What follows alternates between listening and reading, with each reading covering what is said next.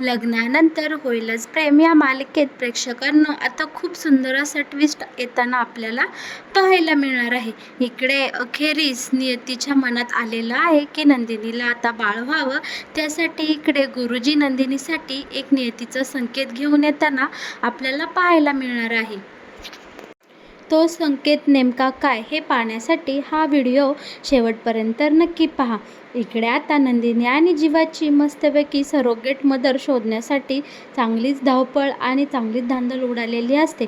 नंदिनी जीवाला समजावून सांगत असते की सरोगेट मदर आपल्याला नात्यातलीच का हवी आहे, यासाठी अशी सरकारने का बंधनं लादलेली आहेत.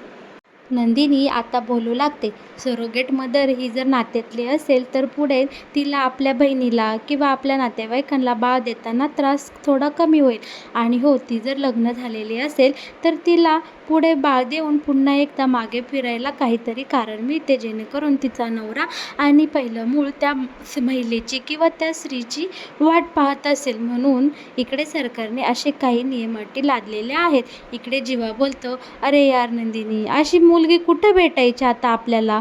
माझ्या नात्यामध्ये रम्या सोडली तर दुसरी कोणी नातेवाईक नाही आणि मला बहीणसुद्धा नाही. इकडे आता नंदिनी बोलते, रम्या तर आपल्याला काही मदत करीन, हा तर दूरपर्यंत काडीचाही संबंध नाही. नंदिनी बोलते, मला तशा 3 बहिणी आहेत, पण त्या त्यांच्या त्यांच्या मार्गाला लागलेल्या आहेत. आणि माझी एक बहीण काव्या आणि एक तर काय तिचं लग्न नाही झालेलं, आणि बिना लग्नाची बाई नको किंवा मुलगी नको असं तर त्या नियमांमध्ये सांगितलेलं आहे. इकडे जीवा विचारतो, असं का बरं असेल नंदिनी. तेव्हा नंदिनी सांगू लागते, जीवा, आईच्या पोटामध्ये जेव्हा बाळ वाढत असतं ना, तेव्हा त्या पोटावरून हात फिरवणारा, काल जसं आईने सांगितले अगदी तसं त्या बाळाचे पहिले ठोके आईच्या पोटाला कान लावून ऐकणारा हा बाबाच असतो. आणि जेव्हा बिना लग्नाची जर बाई आपण सरोगेट मदर म्हणून ठेवली, त्या मुलीला तुमच्याविषयी आकर्षण नाही का वाटणार. आणि तसंच त्या मुलीला आकर्षण वाटू शकतं, तसं तुम्हालाही तिच्याविषयी आकर्षण वाटन का नाही वाटणार. तुमचा जर अंश त्या बाईच्या पोटात वाढत असेल तर नक्कीच तुम्हाला असं वाटू शकतं ना. त्यामुळे इकडे जीवा बोलतो, नंदिनी तुझं अगदी बरोबर आहे. आणि इकडे आता जीवाला सुद्धा नंदिनीच्या आईनी बोललेले सगळे शब्द आठवू लागतात. मग जीवा बोलतो की नंदिनी, आता आपण काय पर्याय शोधायचा, तूच सांग. तेव्हा इकडे आता जीवा बोलतो की चला, होईल काहीतरी सोय. नंदिनी बोलते, जीवा अहो जरा दम काढा, लगेच हार मानू नका. देवाने आपल्याला हा मार्ग दाखवला आहे, नक्कीच यातून सुद्धा काहीतरी चांगलं घडेल आणि आपलं बाळ आपल्या हातात आता नक्कीच येईल 100%. आणि हो, ते बाळ आपलं असणार आहे, ही काही फिलिंग वेगळीच आहे ना. किचनमध्ये मानिनी छानपैकी अशी भाजीला फोडणी देत असते. त्याचवेळी नेमकी काव्या तिथे येते आणि काव्याला कसं तरी व्हायला लागतं आणि काव्याला ठसका लागतो. तेव्हा मानिनी बोलते, अगं वेडाबाई, तू कशाला आली इकडे किचनमध्ये, काय हवं होतं तर मला मागायचं ना. पण इकडे आता काव्या बोलते, ठीक आहे ना आई, एवढं काय त्याच्यात, आले मी. तेव्हा आता इकडे काव्या बोलते, आई मला आज पेपरला जायचं आहे, माझे पेपर्स आहे, मी निघते. तर इकडे आता मानिनी बोलते, अगं एकटी जाऊ नकोस, पहिली तर आहे ना तू गाडी करून जा, रिक्षाने जायचं नाही. पण इकडे काव्य काय मानिनीचं ऐकायला तयार नसते. आणि इकडे दोघी सासूसुनांचा छान संवाद चालू असतो. आणि तिथे लगेच भरीसभर टाकायला लगेच वसुताई तिथे येते आणि वसू आत्या लगेच बोलू लागते, काय चाललंय मग सासूसुनांचं इथे गोटमॅट, मलाही कळेल का. तेव्हा आता इकडे मानिनी बोलती, का इथं काही तुम्हाला काड्या टाकायच्या आहे का. वा, वसुताई बोलते, मानिनी जरा नीट बोलत जा थोडी माझ्यासोबत, तुझी मोठी नणंद आहे मी. तेव्हा इकडे मानिनी बोलते, तुम्हाला मान देण्यासारखं तुम्ही वागता का काही. तेव्हा आता इकडे वसुताई सांगत असते की अगं मानिनी, जरा लक्ष दे तू, तुझं फक्त एका सुनेकडं लक्ष आहे. काव्या काय करते, काव्याने खाल्लं का, काव्याचं असं झालं का, काव्याचं तसं झालं का. अगं त्या नंदिनीकडं बघ जरा, कशी धावपळ करते, कशी पळते, आहे का तिला कसली चाडबंदळ. इकडे आत्ताच जीवाला आणि नंदिनीला मी घरातून बाईकची चावी घेऊन जाताना पाहिलं आहे. याचा अर्थ ती दोघं नक्कीच बाईकवर जाईन. आणि जीवा ज्या स्पीडनी पळत होता ना, त्या स्पीडनीच इकडे नंदिनीसुद्धा पळताना मी पाहिले आहे. मानिनी आता इकडे विचारात पडते, खरंच माझं काव्याकडे जास्त लक्ष आहे का आणि नंदिनीकडं माझं दुर्लक्ष होत आहे का? इकडे वसुताईने मानिनीचं चांगलंच ब्रेन वॉश केलेलं असतो आणि मानिनीसुद्धा आता विचार करते की खरंच माझं नंदिनीकडं दुर्लक्ष होत आहे आणि मला आता नंदिनीकडं लक्ष दिलं पाहिजे. आणि इकडे आता जीवा आणि नंदिनी नक्की कुठे गेले? तर सरोगेट मदरचं इथे चर्चा रंगलेली असताना नंदिनीला अचानक आईचा फोन येतो आणि ती नंदिनीसोबत बोलू लागते आणि सांगते की नंदिनी. आणि नंदिनी आईचा आवाज ऐकून लगेच ओळखते. अगं आई, तुला काय झालं आहे? तू अशी का बोलत आहेस? तेव्हा आई इकडे बोलते, अगं रात्रभर झोपलेच नाही, डोळ्याला डोळा लागला नाही, मला खूप टेन्शन आले. इकडे आता नंदिनी बोलते, अगं आई, कसलं टेन्शन आलं तुला? काय बोलते तू नक्की? आणि इकडे शारदाला मात्र नंदिनीसोबत बोलताना अजिबात म्हणजे अजिबात दम छाटत नसतो. ती नंदिनीसोबत तुटक तुटकच बोलत असते आणि तिच्या हातून फोन खाली पडतो.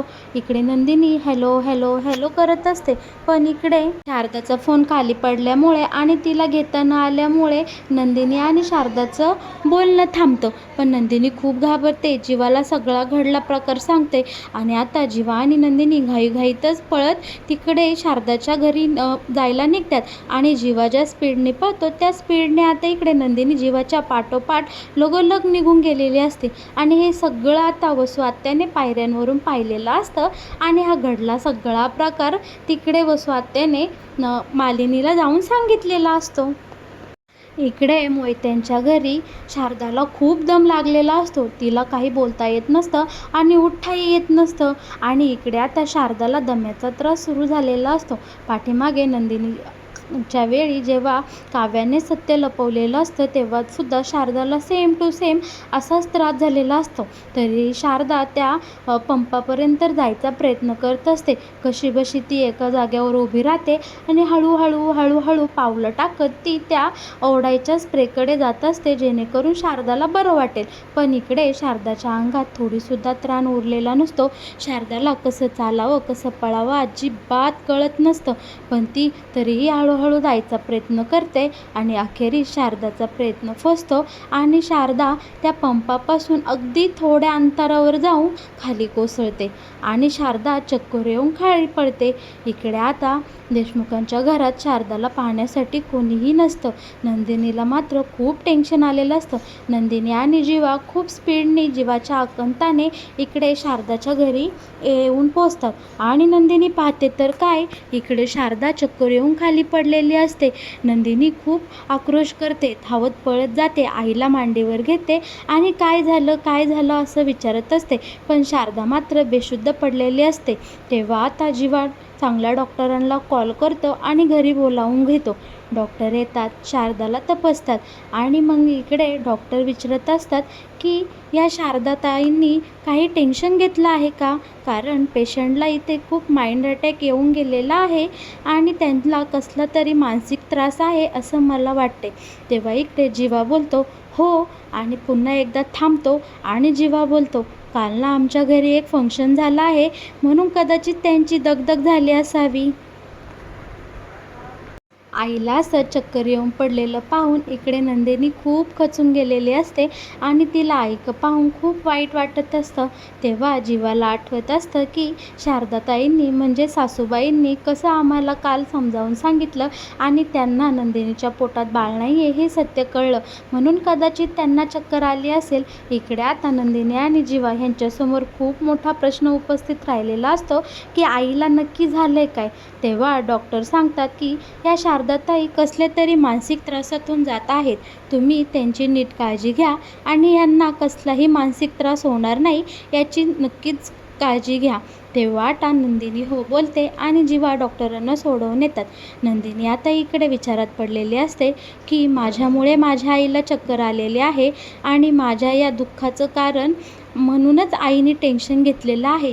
इकडे नंदिनी आता आईला बोलत असते, आई उठ ना गं, आई प्लीज उठ ना गं, तुला असं चक्कर आलेलं पाहून मला पावत नाही गं तू अशी झोपलेली. अगं आई उठ गं, उठ ना गं.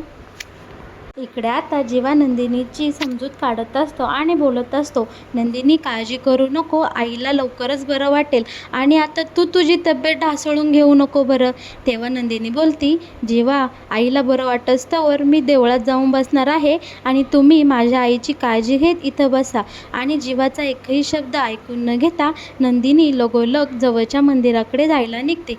मोहिते सदनमधून बाहेर आल्यानंतर नंदिनी गेटाजवळ जाते आणि देवळाकडे निघणार तोच नंदिनीला वाटामध्ये गुरुजी भेटतात आणि गुरुजी बोलतात, नंदिनी कसल्या विचारात आहेत, कसली द्विधा मनस्थितीत आहे.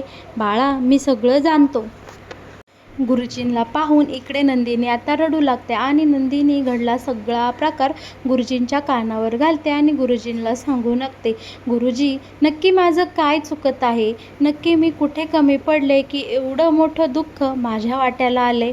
आणि आता तर माझ्या या दुःखामुळे माझ्या आईची सुद्धा तब्येत ढासळली आहे आणि पुन्हा आता हे दुःख आणि हे सत्य काव्याला समजलं आणि काव्याची तब्येत जर ढासळली हे पाहून मला आता आणि हा विचार करून मला खूप टेन्शन आलं आहे. आणि इकडे आता नंदिनी गुरुजींच्या समोर ढसाढसा रडते. पण गुरुजी यावर नंदिनीला एक रामबाण उपाय सांगतात. आता इकडे गुरुजी बोलू लागतात, नंदिनी बाळा खचून जाऊ नको, देव नेहमी चांगल्याचीच परीक्षा बघतो आणि त्या परीक्षेत तो कसा पास होईल, त्याचा प्रिय भक्त कसा पास होईल याचे अनेक मार्गसुद्धा देवच आपल्याला दाखवत असतो. तेव्हा आता मी जे काही तुला सांगत आहे तू ते शांत मनाने ऐक. मी ही जी पोथी तुला देत आहे त्या पोथीमध्ये सांगितलेलं व्रत तू लवकरात लवकर कर आणि या व्रताचं मी तुला काही वैशिष्ट्ये सांगतो, ऐक बाळा.